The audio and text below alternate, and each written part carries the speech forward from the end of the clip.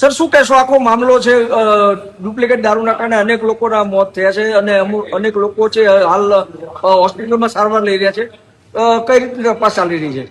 એમાં અત્યાર સુધીમાં 2 ની શંકાસ્પદ ડેથ થઈ છે અને એના સિવાય જે છે 5 હોસ્પિટલ અલગ અલગ જે લોકો જે છે સારવાર હેઠળ છે અને એની જે તપાસમાં આવું ધ્યાન ઉપર આવ્યું કે એ લોકો જે છે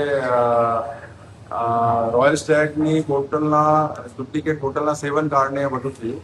આમાં આની બધું જે પાસાઓની અમે અત્યારે હાલ તપાસ ચાલે છે, એનો પ્રોડક્શન કાં થયું, એનો ટ્રાન્સપોર્ટેશન, આ બધું જે છે અત્યારે તપાસ ચાલે છે અને એમાં અમુક બુટલેગર જે છે એની અમે વેરીફાઈ કરવા માટે એની પૂછપરછ હાલ અત્યારે ચાલે છે.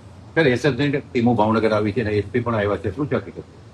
એસએમસીની જે ટીમો પણ અહીંયા આવી છે અને સરકાર સંવેદનશીલતા જોઈને સરકારે અને બીજે ખાસ સૂચના આપી છે કે એસએમસી પર જે છે એમાં કાર્યવાહી કરે અને પરિસ્થિતિ જે છે અમારી ટીમોને ગાઈડન્સ અને સહકાર આપે છે. સર ગત રાત્રિના મુખ્ય બુટલેગર સહિત 4ની ધરપકડ કરી હતી, ત્યારબાદ વધુ કોઈ ધરપકડ કરવામાં આવી છે બુટલેગર?